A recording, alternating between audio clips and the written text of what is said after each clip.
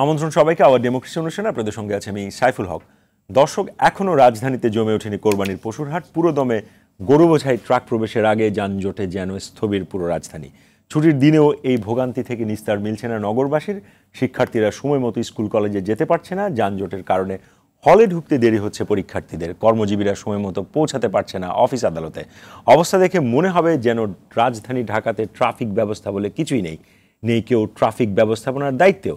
বেসরকারি গবেষণা প্রতিষ্ঠান সিপিডির প্রতিবেদন বলছে ঢাকাবাসীকে রাস্তায় প্রতি 2 ঘন্টায় যানজটে বসে কাটাতে হচ্ছে 46 মিনিট বা 38% সময়।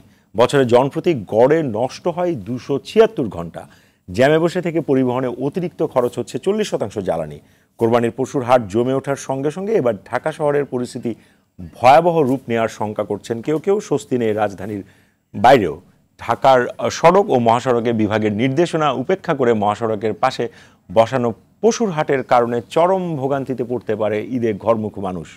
এই সংখ্যাগুলো আমলে নিয়ে কি ব্যবস্থা বা পরিকল্পনা নিচ্ছে সংশ্লিষ্ট সংখ্যা, এই প্রশ্নকে সামনে রেখে আজ আমাদের আলোচনার বিষয় ভয়াবহ যানজট, কি করছে ট্রাফিক পুলিশ।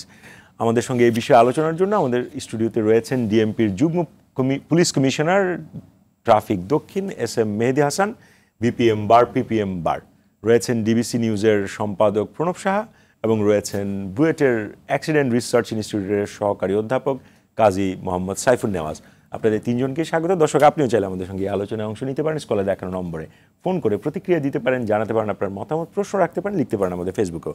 সরাসরি চলে যাচ্ছি মূল আলোচনায়। শুরুটা করতে চাই ডিএমপির যুগ্ম পুলিশ কমিশনার ট্রাফিক দক্ষিণ SM মেহেদী হাসান আপনাকে দিয়েই। যেমনটা আমাদের আজকের বিষয়ে ভয়াবহ যানজট, কি করছে ট্রাফিক পুলিশ, এই প্রশ্নটির উত্তরের আগে আমি একটু প্রেক্ষাপটটা বলে নেই যে ঢাকা শহরে চললে এমন একটা বোধ আমাদের প্রতিদিনই হয় যে ট্রাফিক ব্যবস্থাপনা বলে আসলে নিশ্চয়ই কিছু একটা আছে, কিন্তু সেটা আমরা দেখি না, সেটার ভিজিবিলিটি হয় না। আমি কোরবানির প্রসঙ্গটা যেহেতু একটু বললাম, তার কারণটি হচ্ছে আমাদের কোরবানির পশুর হাটগুলো এখনও পুরোপুরি জমে ওঠে নাই, কিন্তু ইতিমধ্যে ছুটির দিনও আমরা দেখতে পাচ্ছি যে ঢাকা পুরোপুরি লকড হয়ে গেছে। তো সেই জায়গা থেকে আপনার কাছে আমার প্রশ্নটি এরকম যে আসলে আপনারা কি করছেন এবং আমরা সেটার ফলটা পাচ্ছি না কেন? ধন্যবাদ। আসলে আমরা প্রসঙ্গটি কোরবানির পশুর হাট সংক্রান্ত সমস্যার বিষয়ে আপনারা যানজটের বিষয়গুলো আপনারা দেখছেন। আপনারা জানেন ইতিমধ্যে বেশ কয়েকদিন আগে থেকেই আমরা ডিএমপি কমিশনার স্যারের সভাপতিত্বে আমরা কোরবানির পশুর হাট কেন্দ্রিক যে স্টেক হোল্ডার্স যারা আছে তাদেরকে নিয়ে আমরা একটি সমন্বয় সভা করেছি। পাশাপাশি পুলিশ সদর দপ্তরেও সমন্বয় সভা হয়েছে, মন্ত্রণালয় পর্যায়ে সমন্বয় সভা হয়েছে, হাইওয়ে পুলিশেরও সমন্বয় সভা হয়েছে। তো আমরা এই সমন্বয়টা এই জন্য করছি কারণ আমরা তো আসলে এককভাবে একক সমাজে বসবাস করি না। যে কোনো একটি মেগা ইভেন্ট পরিচালিত করার জন্য সকল স্টেক হোল্ডারদের সকল ধরনের সহযোগিতা প্রয়োজন হয় এবং আমাদের এই সভার মাধ্যমেই আমরা কয়েকটি বিষয় নিশ্চিত করেছি। সেটি হচ্ছে ঢাকা শহরের কোরবানির পশুর যে বাজারগুলো 19টি পশুর হাট ইতিমধ্যে বসেছে এবং 13 তারিখ থেকে অফিসিয়ালি সিটি কর্পোরেশন নির্ধারিত অফিসিয়ালি তারা গরু বেচাকেনার কাজ করবে। ইতিমধ্যে কিছু কিছু পশু আসা শুরু করেছে। তো এই হাট কেন্দ্রিক যে ট্রাফিক ব্যবস্থাপনা আমরা যেটি হাতে নিয়েছি সেটি হচ্ছে মূল সড়কের পাশে যদি কোনো হাট থাকে, মূল সড়কে কোনো অবস্থাতেই এই গরু বা কোরবানির পশু ওঠানামা থেকে শুরু করে বিক্রয় এবং যাবতীয় পশু সংক্রান্ত কোনো কাজ আমরা এখানে অ্যালাউ করছি না। ইতিমধ্যে আমরা ট্রাফিক বিভাগে অতিরিক্ত জনবল নিয়োগ করেছি এই পশুর বাজার কেন্দ্রিক কনজেশন যেন তৈরি না হয়। তার পাশাপাশি আমরা একটি হোয়াটসঅ্যাপ গ্রুপ, কমন গ্রুপ করেছি যেন সমন্বয়টা আরও বিশেষ করে অন গ্রাউন্ড আরও ইফেক্টিভলি হতে পারে। সেটি সিটি কর্পোরেশনের লোকজন আছে, হাট কেন্দ্রিক ব্যবস্থাপনা যারা জড়িত তারা আছে, ক্রাইম ডিভিশনের ব্যবস্থাপনা যারা জড়িত ক্রাইম পুলিশ আছে, সকলকে নিয়ে আমরা এই সমন্বয়টি করছি। এবং আরও একটি বিষয় আমরা সিদ্ধান্ত নিয়েছি যে সাধারণত প্রতি বছর যেটি দেখা যায় সেটি হলো আপনার যে এক হাটের গরু আরেক হাটে নেওয়ার জন্য এক ধরনের জটিলতা তৈরি করে জোর করে গরুগুলোকে নামিয়ে রাখে। সেই ক্ষেত্রে আমরা পরিষ্কারভাবে সতর্ক করে দিয়েছি যে এই ধরনের কোনো ঘটনা ঘটানোর কেউ যদি চেষ্টা করে থাকে মানে আইনের কঠোর প্রয়োগ হবে, এমনকি ছিনতাই মামলা পর্যন্ত আমরা রেকর্ড করে তাদেরকে আইনের আওতায় নিয়ে আসব। তার পাশাপাশি আমরা প্রত্যেকটি হাটকেন্দ্রিক ট্রাফিকের এবং ক্রাইমের একটি কমন একটি কন্ট্রোল রুম খুলতে যাচ্ছি। পাশাপাশি যে অন্য, কারণ আপনারা জানেন যে গরুর হাটকেন্দ্রিক যে টাকা লেনদেন হয় সেটি প্রায় হাজার হাজার কোটি টাকা ছাড়িয়ে যায়। তো এই ক্ষেত্রে দুষ্টু চক্ররা উৎপেতে থাকে। তো নকল টাকার সরবরাহ যেন আমরা কমাতে পারি, এই জন্য নকল টাকা শনাক্তকরণের জন্য বাংলাদেশ ব্যাংকের সঙ্গে আমাদের যোগাযোগ হয়েছে। পাশাপাশি প্রত্যেকটি ব্যাংকের বেসরকারি সরকারি সকল ব্যাংক মোটামুটি ব্যাংকগুলোর অস্থায়ী বুথ আমরা স্থাপন করতে যাচ্ছি। এর পরেও যদি কেউ টাকা ক্যারি করতে চায় সেজন্য আমরা হটলাইন নাম্বার খুলেছি যে তাদের এই ধরনের টাকা নিরাপত্তা দেওয়ার জন্য। তার পাশাপাশি আরও একটি জিনিস যেটি আমরা একমত হয়েছি, ট্রাক মালিক সমিতির সঙ্গে আমাদের কথা হয়েছে, গরু ব্যবসায়ীদের সঙ্গে কথা হয়েছে যে এই গরু বা এই পশু নামিয়ে দিয়ে ওই যানবাহনে যেন কোনো যাত্রী তারা বহন না করে, কারণ এটি মারাত্মক ঝুঁকিপূর্ণ। আপনারা দেখেছেন ইতিমধ্যে যে এই ধরনের যাত্রা আসলে জীবনের জন্য ব্যাপক ঝুঁকিপূর্ণ। তো আমরা এই সকল ব্যবস্থা আমরা ইতিমধ্যে গ্রহণ করেছি। একটা সম্পূরক প্রশ্ন জনাব এস এম মেহেদী হাসান আপনার কাছে, প্রতি বছর এই পশুর হাট ঘিরে তো একটা ট্রাফিক হয় এবং সেটা তীব্র আকার ধারণ করে, এটা নতুন কিছু না। মানে আপনারা এটা জানেন যে এই বছর এটা 2023-এ আপনি বুঝতে পেরেছেন 2024-এ এই ধরনের হবে, তারপরও শেষ সময়ে আপনি যে এই পদক্ষেপগুলো বললেন সেগুলোর ফলে আপনারা কি নিজেরা কখনো এসেস করে দেখেছেন যে আসলে 23 থেকে 24-এ আমরা যানজট এত % কমিয়েছি বা এতটুকু কমিয়েছি, বা এই সংক্রান্ত যে বিষয়গুলো বললেন সেগুলো কিছুটা কমতির দিকে, যেহেতু অনেক পদক্ষেপের কথা আপনি বলছেন? না, এটি আসলে আমরা ইতিমধ্যে কোনো প্রজেকশন আছে কিনা? প্রজেকশন এখন থেকে আছে। ইতিমধ্যে আমরা আমাদের ডিএমপি হেডকোয়ার্টার্সে আমরা একটি ট্রাফিক রিসার্চ উইং চালু করার জন্য পদক্ষেপ গ্রহণ করছি, যে উইংটার কাজই হবে হচ্ছে এই ধরনের ডেটা কালেকশন করে সেগুলো গবেষণার মাধ্যমে এটির বিভিন্ন বিষয়গুলো কি ধরনের স্ট্র্যাটেজি নেওয়া যায়। হ্যাঁ, তো সেই ক্ষেত্রে আমাদের এই উইংটা চালু হয়ে গেলে আমরা অচিরেই হয়তো বিভিন্ন শুধুমাত্র যে গরুর হাট কেন্দ্রিক ঢাকা শহরে কোথায় কোন কোন কোরবানি চলে গেল তো ঢাকা শহরে যানজট তো যাবে, কোরবানি হয়তো চলে যাবে, এটি আমাদের নিত্য সঙ্গী। তো এই যানজট কমানোর জন্য এবং রোড সেফটি এনশিওর করার জন্য আমাদের যে সকল বিষয়ে গবেষণা প্রয়োজন সেই ধরনের বিষয়ে আমরা জাইকা আমাদেরকে কারিগরি সহায়তা দিচ্ছে। তো আমরা ইতিমধ্যে একটি সফটওয়্যারও লঞ্চ করতে যাচ্ছি এই ডেটা কালেকশনের ক্ষেত্রে, একদম র ডেটা। তো আমি আশা করছি যে অচিরেই আপনারা এর কিছু সফল দেখতে পাবেন। সেই আশা আমরা রাখি। সেই আশা নিয়ে আমি যেতে চাই ডিবিসি নিউজের বার্তা সম্পাদক প্রণব শাহ আপনার কাছে। এস এম মেহেদী হাসান অনেকগুলো আশার কথা শোনালেন এবং একই সাথে অনেকগুলো পদক্ষেপের কথা শোনালেন, আপনি কতখানি আশ্বস্ত? ধন্যবাদ আপনাকে, এবং আমি খুবই আন্তরিকভাবে ধন্যবাদ দিতে চাই মেহেদী হাসান এখানে এসে কথা বলছে, কারণ স্বাভাবিক সময়ে ঢাকা শহরের যে যানজট, যে ভোগান্তি মানুষের, তার সঙ্গে অতিরিক্ত অবস্থা যুক্ত হয় আপনি কোরবানিকে কেন্দ্র করে। তা আমরা খুবই আশাবাদী হতে চাই, কারণ আমি দেখলাম যে সপ্তাহখানেক আগেই বা কয়েকদিন আগেই ঢাকা মেট্রোপলিটন পুলিশের কমিশনার হাবিবুর রহমান সাহেব বিশেষ একটা সংবাদ সম্মেলন করেছে শুধু কিন্তু এই গরুরহাটকে কেন্দ্র করে, যে তারা কি ব্যবস্থা নেবেন, এবং তারই প্রতিনিধি হিসেবে আজকে মেহেদী হাসান আমাদেরকে আরও একটু আশ্বস্ত করলেন, একটু টিটবিট আকারে এবং ডিটেলসে গিয়ে, তার জন্য তাকে ধন্যবাদ। কিন্তু দেখেন, আমি তেজগাঁও দিয়ে যাতায়াত করি মহাখালী এলাকায়, আমার আশঙ্কা হয় যখনই যে আমি জানি যে গরুরহাট তেজগাঁও এলাকায় বসবে, তার কুফলটা আমি কি পাবো। তা সত্যি যদি পুলিশ কিছু ব্যবস্থা নেয়, এবং নিয়ে থাকে প্রতি বছরই, এমন না যে নেয় না, কিন্তু তাদের ক্যাপাসিটির বাইরে অনেক সময় চলে যায়। সেজন্য আমরা হয়তো সামনে ইউনিফর্ম পরা পুলিশকে দেখি জন্য হয়তো তাদেরকে না বুঝেও বা ক্ষোভটা তাদের উপরে ঝেড়ে দিই যে কেন পুলিশ কিছু করতে পারলো না। কিন্তু যে গরুরহাটটি বসছে সেই গরুরহাট তো পুলিশ বসায় নাই, সেটি বসিয়েছে মূলত সিটি কর্পোরেশন, এবং সেটা কার জন্য? আমার জন্য, কারণ আমি কোরবানির পশু ঢাকা শহরের মধ্যে থেকে কিনতে চাই, পারলে আমার বাসার কাছাকাছি জায়গা থেকে কিনতে চাই, ফলে আমারও কিছুটা ভূমিকা থাকে। এবং সেক্ষেত্রে যে সমস্ত আইনের কথা, যে সমস্ত নির্দেশনা ডিএমপি থেকে ইতিমধ্যে দেওয়া হয়েছে বা ব্যবস্থা নেওয়া হচ্ছে, সেগুলো আমরা মানছি কিনা, আমরা সেই যানজট নিরসনের জন্য মেহেদী হাসান বারবার বলছেন আমরা সকলের সহযোগিতা চাই, আমরা সকলে সেই সহযোগিতা করছি কিনা। আপনি দেখেন যে যেটা ইনবিল্ড, মানে এই শহরের মধ্যে গেড়ে বসেছে যে যানজটের ব্যবস্থাটা, সেটা কেন্দ্রীয়ভাবে আমি একদম সরকারের নীতি নির্ধারকদের মধ্যে সে ব্যাপারে চিন্তা ভাবনা আছে কিনা, না হলে শুধু আপনি গরুরহাটকে এলে গরুরহাটকে কেন্দ্র করে পুলিশ কি করলো, তাতে কতটা সফল হলো না হলো, সেটা দিয়ে খুব বেশি কিছু হবে না। 13 তারিখ থেকে সিটি কর্পোরেশনের নির্ধারিত সময়ের গরুরহাট বসার কথা, অলরেডি গরুরহাট বসতে শুরু করেছে এবং গতকাল সারাদিন দিয়াবাড়িতে যে গরুরহাট হবে তাতে যে যানজট হবে কিনা, যে এলাকা হচ্ছে তাদের মানুষ চিন্তিত এবং সেখানে সারাদিন মানববন্ধন হয়েছে কালকে, তারা তার প্রতিবাদ করেছে যে দিয়াবাড়িতে যেন গরুরহাটটি না হয়, হলে সেটা এমনভাবে করা যাতে এলাকাবাসীর কোনো দুর্ভোগ এবং কষ্ট না হয়। ফলে এই যে দেখেন মানুষের মধ্যে যে এটা হলে দুর্ভোগ হবে সেটা চিন্তা আছে, সেজন্য তারা তার বিরোধিতা করছে। আবার ধরেন যে আফতাবনগরে একটা জায়গা গরুরহাটে বসতে পারবে না, সেখানে একটা ঝামেলা আছে না, তাহলে ওইটাও কিন্তু একটা বাড়তি, সেগুলো ছড়িয়ে যাবে কিনা এটা কিন্তু সিদ্ধান্ত হয়েছে আফতাবনগর এবং হচ্ছে মুগদা, দ্যাট ইজ স্টেডিয়ামের পাশে সরিয়ে নেওয়া হয়েছে, ওটা সরিয়ে নেওয়া হয়েছে। তাহলে যেখানে সরিয়ে নেওয়া হলো সেখানে তাহলে বাড়তি চাপ থাকবে, তাহলে সেখানে একটা যানজট হওয়ার আশঙ্কা থাকছে, সেখানে পুলিশকে বাড়তি ব্যবস্থাপনা করতে হবে এবং সেটি করতে গিয়ে তারা কতটা সফল হবে এই জন্য আপনি পুলিশকে দোষারোপ করতে পারেন।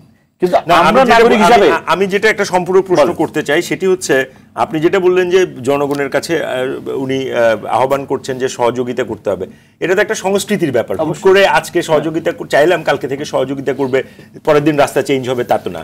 সেই ক্ষেত্রে আমরা অনেকগুলো দেশের আমরা বলছিলাম যে উন্নত দেশগুলোতে কিন্তু আইনের প্রয়োগ নিশ্চিতের জন্য এক ধরনের পদক্ষেপ দেখি। আমাদের ক্ষেত্রে বা আপনার ক্ষেত্রে মনে হয় কিনা ট্রাফিক বিভাগ সেইখানে আইনের প্রয়োগের ক্ষেত্রে কোথাও কি শৈথিল্য আছে কিনা, সেই জায়গায় ইমপ্রুভমেন্ট? আমি শৈথিল্যের কথা অবশ্যই আমি দোষ দিতে পারি শৈথিল্যের, কিন্তু আমার সঙ্গে একজন শিক্ষক আছেন যারা এই বিষয়টা কাজ করে। যদি ট্রাফিকের বিজ্ঞান মানেন তাহলে আপনাকে একই রাস্তা বিভিন্ন গতির যানবাহন চলতে দিতে পারবেন না, আপনি নির্দিষ্ট শতাংশের সড়ক থাকতে হবে, সেটা আমাদের দেশে নেই। আপনার ঢাকা শহরে দেখেন, ঢাকা শহরটা পুরোটাই আপনার উত্তর দক্ষিণ, পূর্ব পশ্চিমের কোনো ইন্টারসেকশনও নাই, রাস্তা নাই এবং মানুষ ট্রাফিক আইন মানে না। ফলে কোনোভাবে বিজ্ঞানগতভাবে ঢাকা শহর যানজটের বাইরে থাকার কোনো কারণ নেই। তারপরেও চেষ্টা করতে হবে, কারণ সব আমরা এখনই 8% থেকে 25% রাস্তা নিতে পারবো না। আমরা এখনই পূর্ব পশ্চিমের কানেকশন ইন্টারকানেকশন 6টা মেট্রো হবে না। আমি প্রণব স্যার সঙ্গে একটু সাপ্লিমেন্ট করার চেষ্টা করি, যেহেতু সহযোগিতার বিষয় আসছে। আমার কাছে যে বিষয়টি মনে হয়েছে, আমি যদি একটু উদাহরণ দেই, ধরুন যে আমি বিদেশে গেলাম বা আপনি গেলেন বা প্রণবদা গেলেন বা সাইফুন গেলেন, গিয়ে তারা কিন্তু একদম পেডেস্ট্রিয়ান পার হবে সেটি তারা মানছে, গাড়িও সব, আমরা কিন্তু আইন মানছি। কেন মানছি? মানে এটিকে আমরা কখনো ব্যবস্থাপনা আছে ওখানে না, এটা যদি আমরা চিন্তা করি, এটির একমাত্র কারণ হচ্ছে সকলে মিলে আমরা এমন একটি এনভায়রনমেন্ট তৈরি করেছি যেখানে আমরা আইন মানতে বাধ্য। সেটা আমাদের মননের ভেতরেই ওটি কাজ করছে একদম ছোটবেলা থেকে। তো সেক্ষেত্রে আমাদের ওইরকম একটি পরিবেশ, এখন ওইরকম একটি পরিবেশ তো আর একদিন দুই দিন এক বছর সম্ভব না। তো এটি আমরা কিন্তু কাজ শুরু করেছি, আমরা ডিএমপির উদ্যোগে কিন্তু আমরা স্কুল প্রোগ্রাম শুরু করেছি এবং আপনারা হয়তো আরও সামনে আরও অনেক কিছু দেখবেন আমরা যে কাজ করছি। তো এটি প্রণবদা যেটি বললেন খুবই লজিক্যালি বলেছেন যে আমাদের এরকম একটি পরিবেশ তৈরি করা। তো এই পরিবেশ তৈরি করতে গেলে আসলে আমাদের কিছুটা সময়ের প্রয়োজন এবং সকল শ্রেণীর সকল পেশার মানুষকে এগিয়ে আসতে হবে। শুধুমাত্র আইন প্রয়োগের মাধ্যমে আমি জানি না সেই শুরুটা কবে আর লক্ষ্যমাত্রা কবে। আমরা ইতিমধ্যে কাজ শুরু করেছি 2024 সালের এই আমি সেই মাসে শুরু করলাম, এটা কি আমরা 30 সালের জুনে গিয়ে কোনো সুফল পাবো কিনা সেই লক্ষ্যটা আমি জানি না। এটা পুলিশ বিভাগ আমি একটু বুয়েটের অ্যাক্সিডেন্ট রিসার্চ ইনস্টিটিউটের সহকারী অধ্যাপক আজিজ মোহাম্মদ সাইফুল নেওয়াজ আপনার কাছে যেতে চাই। আপনারা গবেষণা করেন, আপনারা এ নিয়ে আপনাদের ডেটা আছে। একটা প্রশ্ন বারবারই আসে, যেটা মেহেদী ভাই বলার চেষ্টা করলো যে আমরা অনেক ধরনের ব্যবস্থা নিচ্ছি, মানুষের মননে পরিবর্তন আসতে হবে, সেইগুলোর তো একটা সময় সাপেক্ষ ব্যাপার। কিন্তু ঢাকা শহরের ক্ষেত্রে আমরা যদি কেমোথেরাপির একটা বিষয় আছে, যখন একেবারে লাস্ট স্টেজ, যখন শহর ডেড হয়ে যায়, তো সেই ধরনের স্ট্র্যাটেজিগুলো যেটা শর্ট টার্মে ইমপ্লিমেন্টেবল, সেরকম স্ট্র্যাটেজিগুলো কি? আচ্ছা, ধন্যবাদ। আপনার শেষ কথা থেকেই বলি যে আসলে ঢাকা শহরে কেমোথেরাপি অর্থাৎ রোগীর অবস্থা এমন হয়ে গিয়েছে এখন আর আসলে টিপিক্যাল সলিউশনগুলো বা যেগুলো মানুষকে অ্যাওয়্যার করে সেটা সময় নাই আমাদেরকে হয়তো বা মানে ড্রাস্টিক্যাল কি সলিউশন নিতে পারি। দেখেন, একটা ব্যাপার হচ্ছে, প্রথমেই হচ্ছে যে মানে এই পর্যায়ে ঢাকা শহরে আনলাম কেন, কারণ এই যানজট নিয়ে আলোচনা কিন্তু আজকে না, গত প্রায় 10-12 বছর ধরেই কিন্তু চলছে। তার মানে কেউ না কেউ কিন্তু পরামর্শ দিয়ে যাচ্ছে, কিন্তু দেখা যাচ্ছে রোগীর অবস্থা খারাপ হচ্ছে এটা কেউ না কেউ তথ্যটা দিচ্ছিল, যে ডাক্তারও আছে, ওষুধও হয়তো প্রেসক্রাইব করছে, কিন্তু যাদের হাতে এটাকে বাস্তবায়ন করা তারা হয়তো রোগীটাকে এমন একটা পর্যায়ে নিয়ে গেছে। আজকে আপনি আমাকে প্রশ্ন করতে হচ্ছে ভাই এবার আমি কি করব। এখন রোগীর অবস্থা এতই খারাপ হয়ে যায়, ডাক্তারের অনেক সময় বলতে হয় যে ভাই এখন আর কিছু করার নাই, আল্লাহ বিল্লাহ করেন, তাই না? ব্যাপারটা অনেক সময় হয়ে যায় এমন। বাট না, আমরা কি এতটাই কি নিরাশাবাদী? বলবেন যে আমরা কিন্তু গবেষণা করেছি, আমরা কিন্তু এসটিপি করেছি, আমি আসছি। তো সেটা হচ্ছে আমরা কি নিরাশাবাদী? না, নিরাশাবাদী না, আশা অবশ্যই রয়েছে। দেখেন পৃথিবীতে যানজটটা অনেক শহরে কিন্তু ছিল, এখন তারা কিন্তু সে উত্তরণ করে ফেলেছে। কিভাবে করেছে? বেসিক কিছু বিষয়। ফর ইনস্ট্যান্স আপনার ওই যাদের যানজট ছিল তাদের দেখবেন অনেক কার ছিল, অনেক বেশি ছোট ছোট গাড়ি ছিল, তারা সেটাকে অ্যাক্টিভ মোডে নিয়ে আসছে। অ্যাক্টিভ মোড বলতে কিরকম? সাইকেল, পথচারী এবং বড় বড় যানবাহন অর্থাৎ বাস কেন্দ্রিক নিয়ে আসছে। ঢাকা শহরে কিন্তু আমরা চাইলে আমরা হয়তো একদিনে ছোট গাড়ি কমাতে পারবো না, কিন্তু আমরা যদি একটা পরিবেশ দিতে পারি, দেখা যাবে হয়তো 6 মাসের ভিতরে আমরা একটা বা 1 বছরের ভিতরে কিন্তু বড় গাড়ির সংখ্যাকে একটা প্রকল্প নেওয়া যেতে পারে। বড় গাড়ি আমি যেখানে আমার যে রুটগুলোতে আমার সম্ভাব্য অন্তত 3 লেন বা 4 লেনের রাস্তা রয়েছে, সেখানে যাতে আমি অন্তত বাসের সংখ্যা বাড়াতে পারি, এবং বাসকে যদি একটা প্রায়োরিটি লেন দেওয়া যায়, অন্তত পক্ষে যদি আমার 10% রাস্তাতেও প্রায়োরিটি দেওয়া যায়, যে আমি একজন গাড়ি চালক যখন দেখবে যে আমি গাড়িতে গেলে বসে থাকতে হবে, রেদার একটা লেন পুরোটাই রয়েছে, বাস থাকলে আমি দ্রুত চলে যেতে পারবো, অনেক মানুষ শিফট করবে। কেন কথাটা বললাম? আমরা কি এমআরটি নাই? আমাদের এমআরটিও কিন্তু এখন পার্শিয়ালি হলেও কিন্তু চলছে। বাট একটু খেয়াল করে দেখেন, এমআরটিতে আপনি ধরেন উত্তরা থেকে উঠলেন, মতিঝিল যাবেন, আপনি আগে যেতেন হয়তো আপনার প্রায় 2-2.5 ঘন্টা লাগতো, এখন আপনি 20 মিনিটে বা 30 মিনিটে চলে যাচ্ছেন। বাট আজকে যদি আপনি আবার নিচের রাস্তা দিয়ে ব্যবহার করেন, আপনার কিন্তু সে একই সময় লাগবে।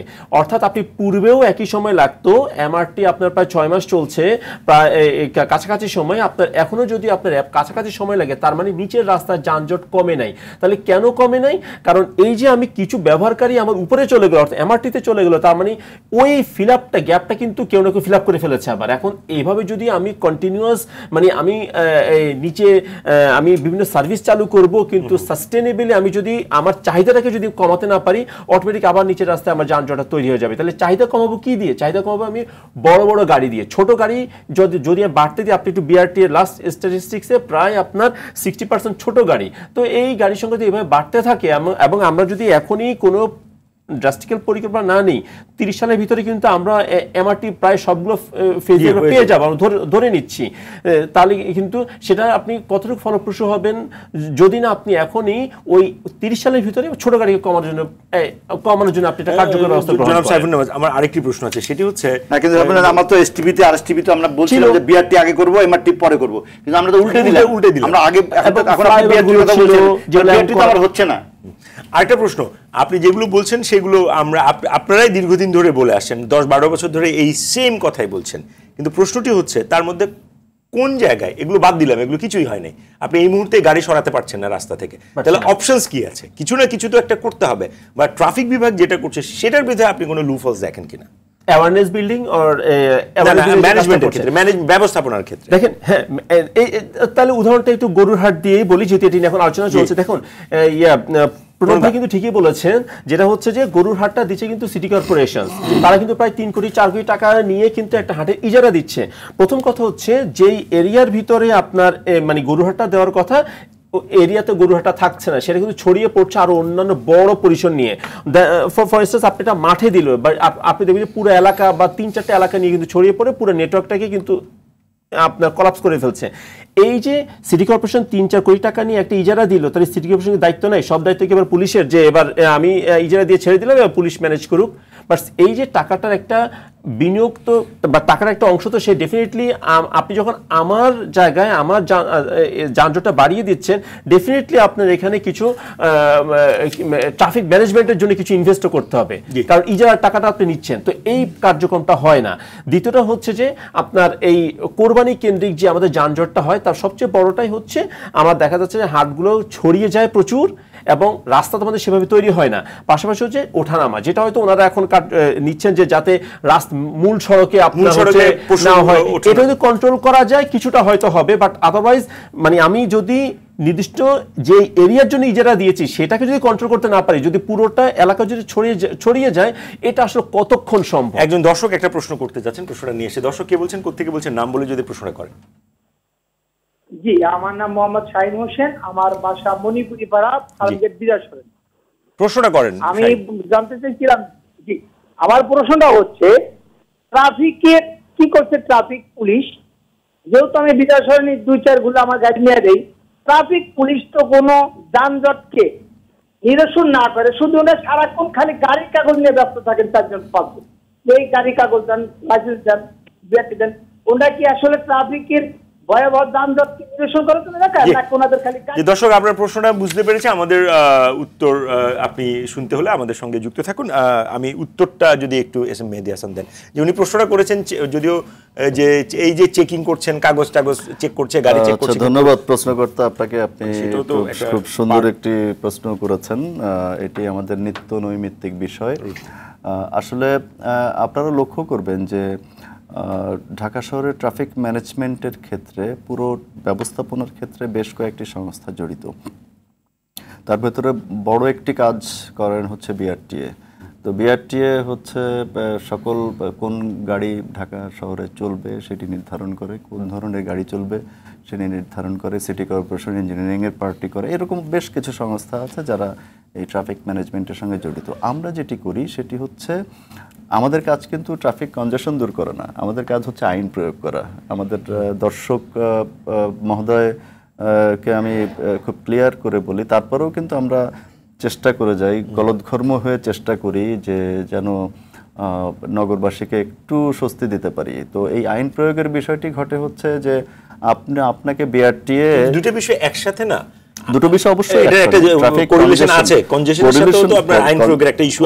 অবশ্যই। তো কেউ যদি আইন ভঙ্গ করে, এটির ক্ষেত্রে আইন প্রয়োগ করি। আর পাশাপাশি যে সকল যানবাহন সড়কে চলাচল করছে সেই সকল যানবাহন বিআরটিএ কর্তৃক নির্ধারিত কি না, যে কারণে আমাদের মাঝে মধ্যে গাড়ির ফিটনেস আছে কিনা, তারপরে আরো অন্যান্য বিষয়গুলো দেখা লাগে। তবে ইতিমধ্যে আমি দর্শককে আমি একটি বিষয় বলে রাখি, আমরা ইতিমধ্যে একটি কার্যক্রম গ্রহণ করেছি। বিশেষ করে যে সকল সিটি সার্ভিস, যে সকল বাস এখন ঢাকা শহরে চলাচল করছে, তাদেরকে কিন্তু আমরা এই বাসগুলোকে আমরা এখন শুধুমাত্র কাগজ চেক করার জন্য দাঁড় করাচ্ছি না, আমরা এটির জন্য ব্যবস্থা গ্রহণ করেছি। বাস মালিকদের সঙ্গে বসে প্রত্যেকটি বাস স্টেশন বা যেখান থেকে বাস ছেড়ে আসছে সেখানে আমরা একজন ট্রাফিক পুলিশের একটি টিম রাখি, পাশাপাশি মালিক সমিতির লোকজন রাখি।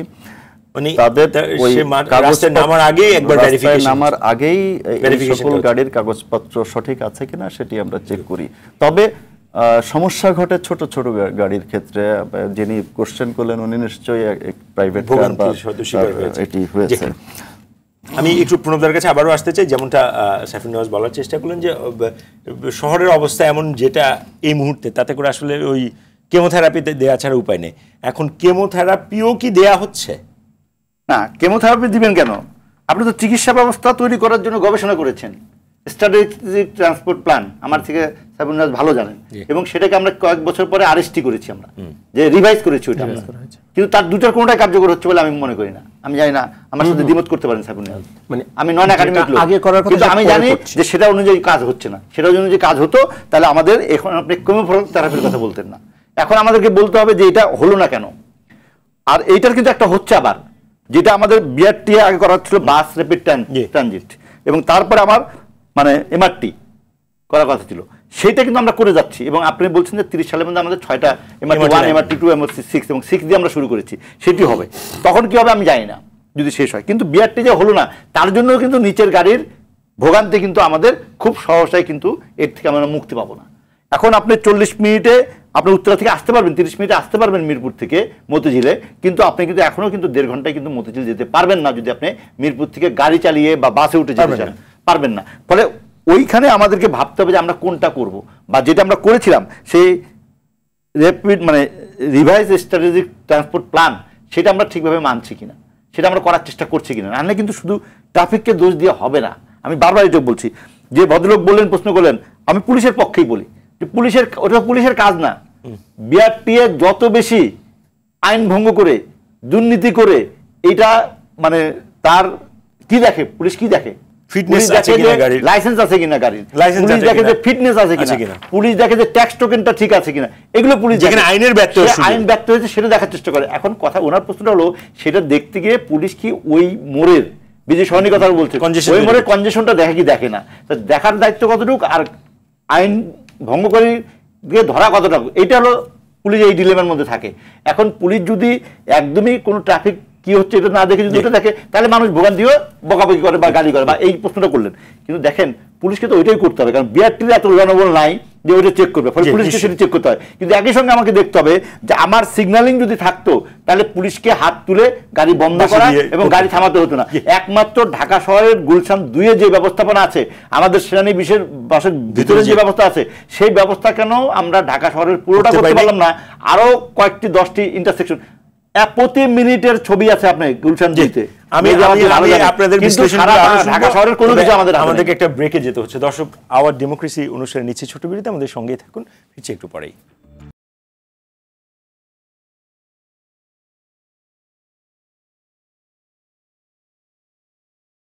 দর্শক, বিরতি পরে আবার স্বাগত জানাচ্ছি আওয়ার ডেমোক্রেসি অনুষ্ঠানে। আপনাদের সঙ্গে আছে আমি সাইফুল হক। আজ আমাদের আলোচনার বিষয় ভয়াবহ যানজট, কি করছে ট্রাফিক পুলিশ। ফিরছি আলোচনায়, আবারও যেতে চাই বুয়েটের অ্যাক্সিডেন্ট রিসার্চ ইনস্টিটিউটের সহকারী অধ্যাপক কাজী মোহাম্মদ সাইফুল নেওয়াজ আপনার কাছে। যেমনটা আমরা আলোচনার সময় বলছিলাম যে আসলে আমাদের পরিকল্পনার সময় কিছু ত্রুটি আসলে হয়ে গেছে, যেগুলো আসলে না সারা গেলে আমরা যতই আশার বাণী শুনে, যতই আমরা পদক্ষেপের কথা বলি, দিন শেষে আসলে লাভের গুড়টা শূন্য হয় কিনা। ডেফিনেটলি যে পরিকল্পনার কথা যদি বলি, ঢাকা শহরে কিন্তু কোনো কিছু পরিকল্পনা মাফিক হয় নাই। কিছু কিছু ক্ষেত্রে মডেল টাউন করছি আমরা, সেগুলো হয়তো এই অভিজ্ঞতা থেকে চেষ্টা করা হচ্ছে যে রাস্তার প্যাটার্নটা একটু গ্রিড প্যাটার্ন করা, একটু স্পেশাস রাখা, ইন্টারসেকশনগুলোকে একটু ওয়াইড করা। বাট কিছু কিছু জায়গায় কোনো কিছুই আর করা যাবে না। ফর ইনস্টেন্স কারণ বাজার, চারপাশে 4টা বড় বড় বিল্ডিং, আপনি চাইলেও এখন ইন্টারসেকশন বাড়াতে পারবেন না। বাংলা মোটর, চারপাশে 4টা বড় বড় বিল্ডিং উঠে গেছে, চাইলে এখন আপনি কিন্তু আর এটাকে করতে পারবেন না। অর্থাৎ কিছু কিছু ক্ষেত্রে পরিকল্পনা করে ঢাকা শহরে আর সম্ভব না। যেটা আমরা করতে পারি সেটা হচ্ছে যে ওই যে আপনি যেটা বলেন কিছু কিছু টোটকা মেথড। ফর ইনস্টেন্স যদি এভাবে বলি যে ধরেন কোথায় কোথায় যানজটগুলো হয়, ইন্টারসেকশনে হয় এবং সকালবেলা থেকে স্কুল কেন্দ্রিক হয়, তাহলে স্কুলে যেটা আমরা করতে পারি হয়তো সেটা হচ্ছে যে স্কুলের এরিয়া যেগুলো মূল সড়কের পাশে যে স্কুলগুলো রয়েছে, সেই সড়কটাকে যদি আমরা নো স্টপিং জোন হিসাবে চিহ্নিত করে কোনো ধরনের স্টপিং হবে না, কেউ চাইলে এখানে আসতে পারবে না, এবং স্কুলগুলোকে যদি আমরা স্কুল বাস সিস্টেম করাতে যদি আমরা বাধ্য করতে পারি, এনকারেজ করার দিন পার হয়ে গিয়েছে। আসলে এনকারেজ করা হচ্ছে, কিভাবে করছে না স্কুলের সেটার। আচ্ছা ঠিক আছে, ওই যে আমি প্রথমে নো স্টপিং জোন করা মানে হচ্ছে যে আপনি মানে ট্রাফিক পুলিশের কাজটা হবে যে ওখানে বা ক্যামেরা থাকবে যে ওখানে কেউ স্টপিং করলেই থামা যাবে না, ওখানে নো স্টপিং জোন। তাহলে এখন প্রাইভেট কার নিয়ে আপনি আসতে পারেন, সেক্ষেত্রে আপনাকে হয়তো 500 মিটার বা 1 কিলোমিটার দূরে করে স্পেসিফিক জায়গা পর্যন্ত আসতে পারবেন, হেঁটে আসতে হবে বাকিটুক। তখন দেখবেন যে আপনি স্কুল বাস কেন্দ্রিক কিন্তু আমার সিস্টেম চলে আসছে। এটা কোনো স্কুল যেগুলো মূল সড়কের পাশে হতে পারে। দেওয়া হচ্ছে ইন্টারসেকশন, যাতে কোন ইন্টারসেকশন থেকে 500 মিটার আগে পরে যাতে কোনো বাস না থামে, বাসগুলো বাস স্টপেজগুলো 500 মিটারের পরে গিয়ে আপনার বাসগুলো থামবে, কারণ এইখানে যানজট জটলা পাকা যায়। আমি মনে এই জায়গাটা ট্রাফিক পুলিশের জন্য সহজ, কারণ পুলিশ কিন্তু ওখানেই থাকে। ইন্টারসেকশনে কিন্তু ট্রাফিক পুলিশ অটোমেটিক সে এমনি বাই ডিফল্ট তাকে থাকতে হতো, শুধু একটু যদি ম্যানেজ করা যায় তাহলে দেখো ইন্টারসেকশন জটলাটা। বাট আমাদের ইন্টারসেকশনে দেখবেন আপনি রিক্সা যেমন আছে, ওই এটা অথবা পুলিশ আবার ম্যানেজমেন্ট করছে, বাট সেই জায়গাটায় কিন্তু চাইলে নজর দেওয়াটা খুব ইজি।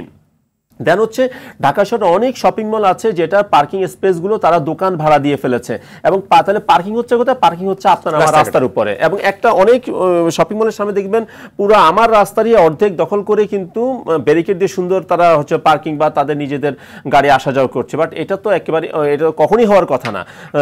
বসুন্ধরার সামনে কিন্তু সেই সিস্টেমটা অনেক জায়গাতে রয়েছে, শুধু একটা দুটো না, অনেক জায়গায় যে পারছে। একটা উদাহরণ, একটা প্রেসিডেন্স হলে অন্যরাও সেটা অ্যাপ্লাই করে ফেলে, প্রয়োগ করে ফেলে। তো অথচ সেগুলোকে যদি খালি করা যায়, এটা সিটি কর্পোরেশন এবং পুলিশ বা রাজুক সহ যদি অন্তত পার্কিং স্পেসগুলোকে ফাঁকা করা যায়, তাহলে কিন্তু অনেকগুলো গাড়ি কিন্তু আমি ভেতরে নিতে পারবো। তারপর হচ্ছে যে অপারেশন কিছু ম্যানেজমেন্ট আছে, এটা খুবই জরুরি। কারণ আপনি দেখবেন যে একটা রাস্তায় ধরেন কালকে আমি এই রাস্তায় কাটাছেড়া করব, এই তথ্যটা আপনি হঠাৎ করে রাস্তায় গিয়ে দেখলেন যে রাস্তাটা বন্ধ, তাহলে কিন্তু আপনি কেউ জানায় না, আপনার কার কোনো দায় দায়িত্ব নাই, সিটি কর্পোরেশনও জানাচ্ছে না, আপনি হয়তো বা যিনি কাটছে বিদ্যুৎ বিভাগ উনিও এলাকার লোকজনকে জানাচ্ছেন। অথচ কিন্তু দেখবেন যেখানে কিনা হয়তো আগামীকাল পানি থাকবে না, সেটা কিন্তু আপনার কেয়ারটেকার এসে আপনাকে বলে যায় যে আগামীকাল পানি থাকবে না, পানিটা সংরক্ষণ করেন। অথচ রাস্তায় আমি কাটবো, একটা সরকারি সংস্থা সে কিন্তু ওই এলাকার লোকজনকে একবারও জানানোর প্রয়োজন মনে করেন যে আমি কালকে রাস্তাটা কাজ শুরু করবো, আপনি বিকল্প রাস্তা ব্যবহার করে। তাও তো মানুষ একটু অন্য মোডটা পছন্দ করে। এই ব্যাপারগুলো, এই সমন্বয়হীনতা, ছোট ছোট কাজগুলো কিন্তু মানে সমস্যাগুলো খুঁড়ে রাখলাম, সকালে আপনি দেখলেন রাস্তাটা খোঁড়া, আপনি যেতে পারছেন না, গাড়ি আর ঘুরছে না, অনেক সমস্যা তৈরি হয়ে যায়। এই কাজগুলোকে যদি আমরা অ্যাড্রেস করতে পারি, মিনিমাইজ করতে পারবো, আর ডেফিনেটলি আমাদের ফর দ্য লং রান বড় মানে বাস কেন্দ্রিক যোগাযোগ ব্যবস্থা যেতে হবে। মেহেদী হাসান, যেমনটা সাইফুল নিয়াজ বলছে, অনেকগুলো ছোট ছোট টিপসের কথা বললেন, সেগুলো কতখানি বাস্তবায়নযোগ্য বা সেগুলো হচ্ছে কিনা? তো আমি একটু সময় নিয়ে বলতে চাই। সাইফুল নিয়াজের কথার রেশ ধরেই তিনি কিন্তু বিরতির আগে বেশ কিছু বিষয় অবতারণা করেছিলেন। তার ভেতরে একটি অন্যতম বিষয় হলো এই যে প্রাইভেট ভেহিকেলের সংখ্যা দড়িয়ে মানে এটা নামিয়ে আনা। তো আমি কয়েকটি দেশের উদাহরণ দিতে চাই। আপনি দেখুন, সিঙ্গাপুরে কিন্তু ব্যক্তিগত গাড়ির লাইসেন্স দেয় কিন্তু নাম্বার প্লেটের এগেনস্টে সেখানে, এবং এক ব্যক্তি এক গাড়ি, এরকম একটি বিষয় থাকে। আপনার গাড়ি যতই যা কিছুই হোক না কেন, আপনি আর কোনো নাম্বার প্লেট পাবেন না। যদি আপনি রিপ্লেস করতে চান তখনই আপনি নাম্বার প্লেট একটা গাড়ি পাবেন। এটি একটি বিষয় আছে। আরেকটি বিষয় হচ্ছে তাদের জরিমানার বিষয়টি, যে তাদের যে পাবলিক ট্রান্সপোর্টের সিস্টেমটা এরকম যে আপনি চাইলেও আপনার গাড়ি আপনি বাইরে নিচ্ছেন না। তার কারণ হচ্ছে আপনার যে মেট্রো রেল যে সার্ভিস আমাদেরকে দিচ্ছে, তার পাশাপাশি বাস সার্ভিসটাও কিন্তু মেট্রো রেলের সমপরিমাণ সার্ভিস, মানগত দিক থেকে একই সার্ভিস দিচ্ছে। এটি একটি।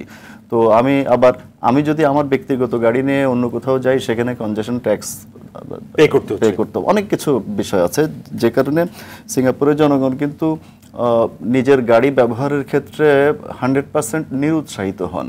গাড়ি কিন্তু সকলেরই আছে। আমি যদি লন্ডন সিটির কথা ধরি, লন্ডনেও কিন্তু সেম থিং, সকলেরই গাড়ি। একটা দোকানে চাকরি করে, ওষুধের দোকানে চাকরি করে, তারও কিন্তু গাড়ি আছে একটি, কিন্তু তিনি ওই গাড়ি ব্যবহার করছেন না। তার কারণ কি? তাকে তার মুভমেন্টের জন্য একাধিক অপশন, মানসম্মত অপশন দেওয়া হয়েছে। তার পাশাপাশি তার যে গাড়ি ব্যবহারের ক্ষেত্রে তাকে যে নিরুৎসাহিত করার যে বিষয়টি, সেটিও প্রয়োগ করা হচ্ছে। তার মানে তার সিটিতে গেলে এক জায়গা থেকে আরেক জায়গায় গেলে তার কনজেশন ট্যাক্স বা অন্যান্য বিভিন্ন রকম ট্যাক্স দেওয়া লাগে, ফাইনের উপর ফাইন। রাইট। তো এই ক্ষেত্রে আমাদের দেশে আমরা যেটি, মানে আমি পোশাকধারী হয়ে মানে সরকারি কর্মচারী হিসেবে আমি যেটি মনে করি, সেটি আমাদের হচ্ছে, শুরুতে বলেছিলাম যে আমাদের এরকম একটি এনভায়রনমেন্ট তৈরি করতে হবে, যে এনভায়রনমেন্টে আমি নিজেই আমার গাড়ি বাইরে না নিতে উৎসাহিত হব, এবং তার পাশাপাশি আমাকে এই অপশনগুলো আমাকে দিতে হবে। সেটি হচ্ছে যেমন মেট্রো রেলের যুগে ঢুকেছি আমরা, পাশাপাশি মেট্রো বাস সার্ভিস আমাকে ওই মানের নিতে হবে। আমি এই গত 2 বছর ধরে কিন্তু একই কথাই বলে আসছি, এবং দাদাও হয়তো একমত হবেন যে আমাকে মেট্রো বাসের মান উন্নয়ন না করতে পারলে আমি আসলে আমার মানুষকে বা আমি নিজে আমার নিজের ব্যক্তিগত গাড়ি ব্যবহারের ক্ষেত্রে নিরুৎসাহিত বোধ করব না। আরেকটি বিষয় আছে, তার পাশাপাশি আমাকে ফুটপাতগুলো, আমি যেন ফুটপাত দিয়ে হাঁটতে পারি নিশ্চিন্তে এবং নিরাপদে, সেই ব্যবস্থা করতে হবে। দ্যাট ইজ আমার পথচারী বান্ধব ফুটপাত আমাকে এই পরিবেশের ভেতর আনতে হবে। পাশাপাশি স্কুলের কথা তুললেন সাইফুল নিয়াজ, আপনি লক্ষ্য করবেন যে ধানমন্ডি হচ্ছে স্কুলের পাড়া আর কি। আপনি যদি মানে ভোর 6টা থেকে আপনি যদি ওই এলাকায় যান, দেখবেন আমার কিন্তু ম্যাক্সিমাম রাস্তা আমাকে কিন্তু ওয়ান ওয়ে করতে হয়েছে শুধুমাত্র স্কুলের কনজেশনের কারণে। এখন যদি সরকার বা যে কোনো কর্তৃপক্ষ, যে হুএভার ইট ইজ, স্কুল কর্তৃপক্ষকে যদি বাধ্য করা হয় যে তোমার এই জায়গা থেকে এই 1 কিলোমিটার এখান থেকে এখানে আমি কোনো গাড়ি দাঁড়াতে দিব না, তুমি আইদার তোমার স্কুলের বাসের ব্যবস্থা করো, অথবা আরও একটা বিষয় করা যায়, সেটি জাপানে যেটি করা হয়, যে 3 বছরের বয়সের বাচ্চা, স্কুল গোয়িং যারা 3 বছর থেকে শুরু হয়, তারা সকলেই কিন্তু একা একা স্কুলে যায়। নিশ্চয়ই অনেকগুলো প্রসঙ্গ। আমার কলেজের ছাত্রছাত্রীকেও বাবা মা নিয়ে যায়, সেটা একটা নিরাপত্তার বিষয়, আমি তাদেরকে দোষ দিতে চাই না। কিন্তু আপনারা বারবার ব্যবস্থাপনার কথা বলছেন না। দেখেন, আমার এখানে যেটা মেহেদী বলল, আমি তাকে সাধুবাদ জানাই। এই ঢাকা শহরে নিরাপদ নামে না, নিরাপদ নামে শীততাপ নিয়ন্ত্রিত বাস ছিল অনেক আগে, মেট্রো নামে বাস ছিল, উত্তরা থেকে মতিঝিল পর্যন্ত শীততাপ নিয়ন্ত্রিত বাস ছিল।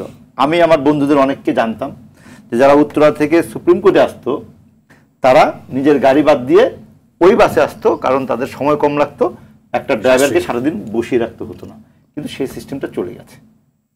উল্টো এখন লক্ষ চক্কর বাচ্চারা ঢাকা শহরে মধ্যবিত্ত ওঠার মতন বাসের অবস্থাও নাই। তাহলে বাস মালিকদের কি কোনো দায় নাই? বাস শ্রমিকদের কোনো দায় নাই? তারা কেন এই জায়গাটা আমাদের উল্টো দিকে চলে গেল? আমরা যদি মেহেদী ভাই এখন বলার চেষ্টা করলেন, কিন্তু সেই বাস সার্ভিস তো ছিল আমাদের, সেটা কেন চলে গেল? আপনি বললেন আপনাকে আমাকে মেট্রো দিয়েছেন, আমি আমার বাসা থেকে হেঁটে এসে কারণ বাজার স্টেশন থেকে উঠে সচিবালয় স্টেশনে নামলে প্রেস ক্লাবে যেতে পারি 10 মিনিটে, কিন্তু তারপরে যে আমি ওখান থেকে মহাখালী আমার অফিসে যাব সেটার আমার ব্যবস্থাপনা কি? এমনকি আমি বাস পেলাম না, আমি যে অটো রিক্সায় উঠে যে সিএনজি যাকে আমরা নাম দিয়েছি, সেই অটো রিক্সাটা যে মিটারে চলে না, রাষ্ট্রের থেকে বেশি ক্ষমতাবান হলো অটো রিক্সার মালিক এবং শ্রমিকরা। আপনাদের সেই ব্যবস্থা করতে পারলেন না, তাহলে আমি গাড়ি নেওয়াটা বন্ধ করতে পারলাম না মেট্রো পাওয়া সত্ত্বেও। যে 10 মিনিট আমি প্রেস ক্লাবে যাবো, ওখানে আমি 1 ঘন্টা কাজ শেষ করে আমি একটা অটো নিয়ে বা বাসে উঠে আমি মহাখালী চলে যাবো। যতক্ষণ পর্যন্ত আপনি আমাকে ওই ব্যবস্থাপনা না দিবেন ততক্ষণ পর্যন্ত কিন্তু আমি 10 মিনিটে প্রেস ক্লাবে যাবো না। আমি এখান থেকে বের হয়ে 1 ঘন্টা যানজটে পরেই কিন্তু প্রেস ক্লাবে যাবো, কারণ আমার পরবর্তী গন্তব্যটা অন্য জায়গায়, যেটা আমাকে নিজস্ব গাড়ি ব্যবহার করতেই হবে, ফলে বা বাস ব্যবহার করতে হবে। আমি মনে করি সেই ব্যবস্থাপনাটা সমন্বিতভাবে যদি না করেন, আমরা এখানে যত কথা বলি, কোনো কর্তৃপক্ষ কোনো নীতি নির্ধারকদের মাথায় এখন ঢাকা শহরের যানজটটা নাই। আমরা সবাই মিলে বলছি মেট্রো হলে আমাদের যানজট নিরসন হয়ে যাবে, কিন্তু মেট্রো হলে যে হয় না, মিরপুর থেকে নিচ দিয়ে এখন পর্যন্ত কম সময় যাওয়া যায় না, উত্তর থেকে এখনো কম সময় যাওয়া যায় না। ফলে আমাদের এই ভুল যে একটা স্বপ্নের মধ্যে আমরা আছি, সেটা থাকলে হবে না। আমাদের ব্যবস্থাপনা করতে হবে। কেন স্কুল বাস আমরা ব্যবহার করতে পারলাম না, সেই ব্যবস্থাপনা করতে হবে। কেন সিটি কর্পোরেশন যেটুক জায়গার মধ্যে আপনাকে প্রথমত ঢাকা মেট্রোপলিটন পুলিশের যে ট্রাফিক বিভাগ আছে তাদেরকে বলতে হবে যে আপনারা আমাদেরকে দেখিয়ে দেন কোথায় কোথায় আমরা 5 দিনের জন্য হাট বসালে আমাদের যানজটটা মোটামুটি নিয়ন্ত্রণে পুলিশ রাখতে পারবে। যদি আপনি তাদের থেকে না নেন, আপনি যদি সিটি কর্পোরেশন তার ইচ্ছা মতন তার মাঠগুলোতে হাট বসিয়ে দেন, তারপর পুলিশকে গালি দেন, তাহলে তো হবে না। আমি মনে করি কর্পোরেশনের সাথে এই সমন্বয়ের আসলে দায়িত্বটা আমরা সমন্বয়হীনতার Dhaka transport coordination authority DTC যে আমরা আইন করে করলাম, সেই ডিটিসি যে যেটি সাবমিনারিটাকে বললেন 4 কোণায় যে 4টা আপনি 10 তলা করে বিল্ডিং তুলে দিলেন, এখন যে প্রয়োজন অনুযায়ী আমি ইন্টারসেকশন ঠিক করতে পারছি না, তার দায় কি ডিটিসি নিবে?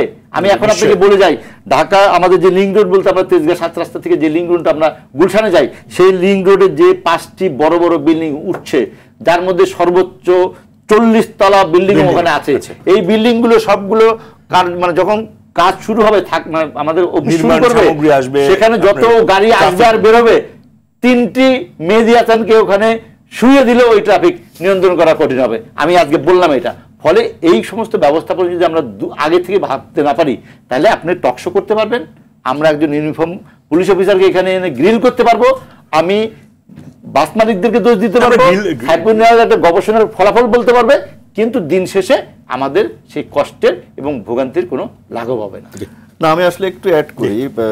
সাইফুন নেওয়াজ যেটি বলছিল, আবার দাদাও সেটি বললেন যে আমি যদি সড়কের কথা চিন্তা করি, আমাদের সড়কের যে সড়কের যে প্রশস্ততা, এটি কিন্তু উন্নত শহরগুলোর তুলনায় খুব একটি পার্থক্য নেই, খুব খারাপ না, এবং এটি অনেক বিদেশি বিশেষজ্ঞরাও বলেছেন। লন্ডনের রাস্তাও তো অনেক। হ্যাঁ, আমাদের যে দুর্বলতা যেখানে সেটি হচ্ছে ম্যানেজমেন্ট। আমাদের একই সড়কে দেখা যাচ্ছে বিভিন্ন গতির যান চলছে, আবার পথচারীদের ভেতরে আইন অমান্যের একটা বিষয় আছে। তা আপনি অন্য দেশে দেখুন, আপনি ফুটপাতের বাইরে কিন্তু কেউই 1 ইঞ্চি 1 পা রাস্তায় নামবে না। তো আমার যখন এই এত মিসম্যানেজমেন্টের ভেতরে শুধুমাত্র যে সড়কের অপ্রশস্ততা তা কিন্তু নয়, আমি এইটুকু সড়কেই কিন্তু আমি যদি একটু সচেতনভাবে নিজের দায়িত্ববোধ ভেতরে এনে আমি যদি সড়কে চলাচল করি, তাহলে কিন্তু অনেকখানি যানজট। তবে এই বছর আমি একটু বলবো, যদি পুলিশ আইন শৃঙ্খলা দায়িত্বে তারা যদি একটু কঠোর হয়, তাহলে কিন্তু কিছুটা সহনীয় হতে পারে।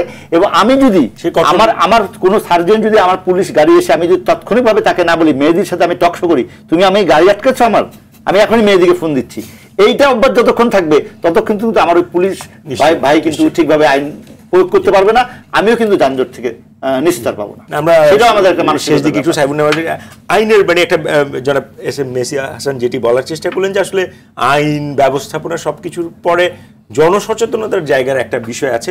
আমরা সেই জায়গায় আসলে আমাদের এই মুহূর্তের বাস্তবতাটা কেমন দেখেন, আপনাদের তথ্য আছে কিনা যে মানুষ আসলে এই সড়ক কতখানি মানছে আইনগুলো? দেখেন, মানুষ ততক্ষণ পর্যন্ত মিষ্টি খাওয়া ছাড়ে না যতক্ষণ না পর্যন্ত তার ডায়াবেটিস বা তার সমস্যা সে ধরা পড়ে। তো দেখেন, মানুষ ততক্ষণ পর্যন্তই মানে সচেতন হবে না যতক্ষণ না পর্যন্ত সে বুঝবে যে সচেতন না হয় আর উপায় নাই। ফর ইনস্টেন্স, মানুষ ততক্ষণ পর্যন্ত ছোট গাড়ি ইউজ করছে কেন?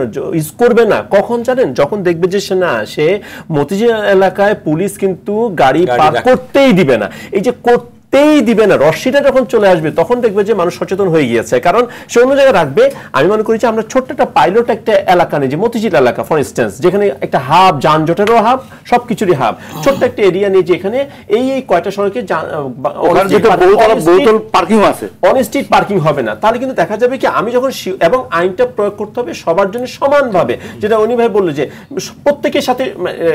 ক্যান্টনমেন্টে কিন্তু সবচেয়ে বেশি পাওয়ার হচ্ছে এমপিদের, মিলিটারি পুলিশ যারা, কারণ সে কর্নেলও যদি আইনটা ভাঙে সে হাসি মুখে কিন্তু মানে সে কমপ্লেন বা তার প্রয়োগটা করে। তো সেই জায়গা থেকে ওই ছোট্ট একটা এরিয়াতে যদি আমরা অন স্ট্রিট পার্কিংটাকে বা আইনের সবগুলোকে যদি আমরা সমানভাবে করতে পারি, কোনো গ্রে এরিয়া যদি না থাকে আইন প্রয়োগে, দেখা যাবে যে সচেতনতা কিন্তু গ্রো হয়ে যাবে।